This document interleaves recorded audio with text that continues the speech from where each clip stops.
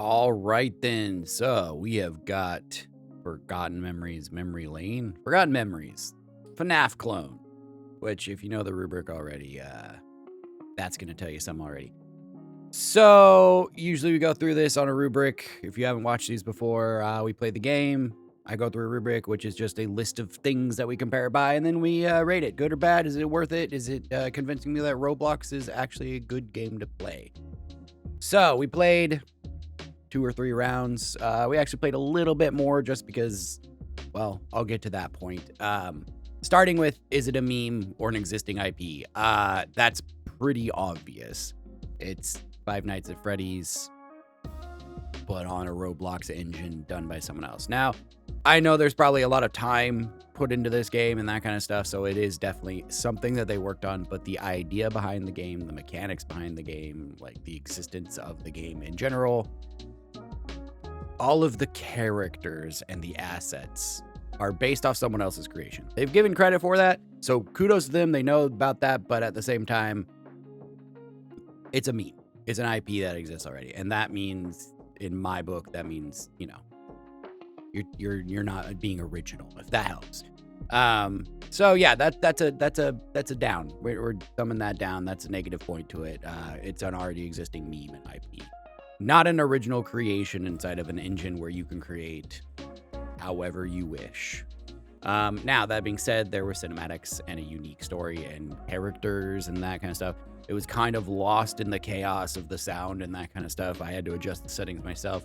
So they do get some points for effort, but overall, the majority of it and the advertising on it is based off of everything. Like, it's a picture of Freddy, like there's Freddy everywhere. It's 100% banking on the fact that this IP is existing.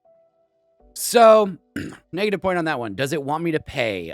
No, actually, I didn't run into pretty much anything that was like Roblox. There was a donate area, but that was, I hardly remember how to get to it from playing in. I didn't see something pop up saying Robux to respawn. Overall, they did a really good job on not trying to force you to pay, so I do give them credit on that one. That's a positive point. They didn't want me to pay. There's an in-game currency that it promotes using to buy the various upgrades and that kind of stuff, so good for them. As far as gameplay and progression, I mean, it's fairly self-explanatory. There's a maze mode we didn't touch. We've touched the story mode. I'm sure maze mode is super fun. I'm not going to say it's not, but we touched the story mode and we had a little bit of difficulty there. The tutorial level was very Five Nights at Freddy's Night 1. Listen for most of it, and maybe you see an animatronic, so it's not really a level. Doesn't work in this situation, though. In that one, you literally only have the buttons and the computer, and you don't have to walk around an entire building. You can't do the same level, but also have an entire area to explore and learn and memorize and get used to and familiar with, but not allow for any of that. We barely had time to walk to one section of the area. I don't know. The tutorial level needs some game design help. They tried too hard to lead into this is Five Nights at Freddy's and not hard enough to this is our game and this is how you play our game. So it wasn't exactly clear in the gameplay elements. The progression or the objectives were pretty clear. Over here's the generators, over here's the air vents. You know, the description and being able to hear what was being described while a bunch of chaos was going on with multiplayer and with all the crazy sounds that were going on.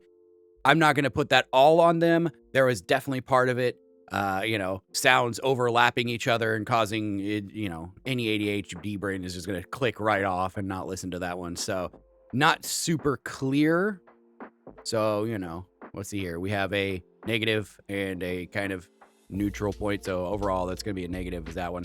The use of the mechanics, the Roblox mechanics. I would say for Roblox being run around, maybe parkour, maybe click on stuff. There's no jumping in this one, which is fine.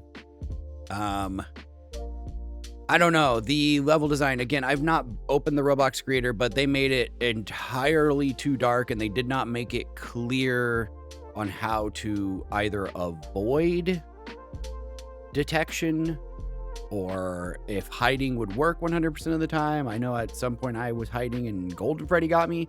So I know this says in the description here. Where does it say it? It's like somewhere in here it says it's a beta or something. Yeah, this game is in beta. Expect bugs.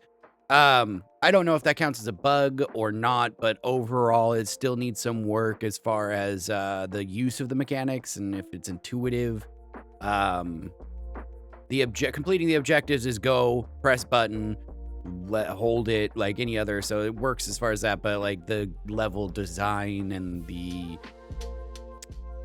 uniqueness of everything is questionable. I'll keep that as a neutral point. Difficulty. Yeah, no, it's a Five Nights at Freddy's game. You learn by failing over and over and over. That totally makes sense. Difficulty turned off a couple of the players. They were not happy about that, but again, that's their deal. They didn't know Five Nights at Freddy's was like that. As far as being a Five Nights at Freddy's game, I already touched on it. It really doesn't teach you well how to play the mechanics of the game. You just have to fumble your way through it until you hopefully maybe figure it out, until the game says, oh no, you didn't actually figure it out the right way, and they still get you or something like that. So it doesn't teach super well. And the difficulty's nice. Difficulty ramps up nice, and it's there. It goes from 0 to like 50, but that's okay. But yeah, they didn't really scale for multiplayer, I don't think either, because we figured out at a certain point, if you just beeline your way to the objectives and stay there and stay hidden, you can just beat really simple and easy. So I'm gonna go with negative point on that one. They didn't teach very well. The scaling didn't scale very well, but difficulty was okay. Fun. We had fun, but most of the fun came from us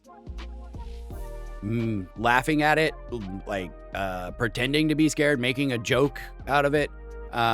Which, fun is fun, but it's not the fun that the devs intended or the people intended. They expect you to have fun from playing the game, from running away from the jump scares and that kind of stuff. Player agency, again, there was a couple times where the monster spawn camped us. There was a couple, there's a few things in there that it's just like, you have to do it the way the game wants you to do it, and if you don't do it that way, it's going to be broken. So overall, not the greatest. World and story design, like I said, the darkness is super dark. The aesthetic is super dark. Story, they tried to make a story work without including original while including original characters. For non-paid developers, I'm hoping if they were paid, then it was less than stellar work. But if it's just a bunch of kids, teenagers trying to make something because they like it and putting it together, it was well done. They made cutscenes, they provided voice lines, the whole 9 yards. Obviously, the game could be worked on to not have sounds overlapping, to control the volume of the various sounds, timing, and that kind of stuff. Otherwise, lighting was a little off. They could make it dark without making it impossible to see most of the time. There's various things. Overall, I'd say, as an experience, as jumping in as a kid, this would be like, oh, scary Five Nights at Freddy's. But at the same time, I'm playing Roblox. I don't want to play. Let me put it this way. I'm playing Roblox. I expect to, if I'm going to play a FNAF game, it's going to be a FNAF game. Why not make it a Roblox version? I don't know, 4 days at Chicken Bob's or whatever it is, and have your own thing. Make it be an own thing with an homage to it instead of just straight up trying to be FNAF. Overall, negatives all around. You can see them up there. But yeah, not a good game. This doesn't convince me. This was fun in bursts at best, annoying the rest of the time. So yeah, that's a negative vote on this one.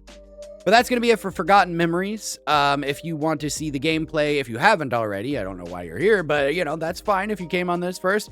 There's a link down below at Rifle Ender. That's going to have our gameplay of it. We played, like I said, a few rounds of this. Took us a little bit to get on to actually learning the mechanics and what to do and how to go on that one as a chaotic group. So Rifle Ender in the description there. That'll lead you to the play video. But otherwise, thank you for coming out. Make sure you hit all those buttons, those subscribes, leave the comment down below if you think I'm wrong.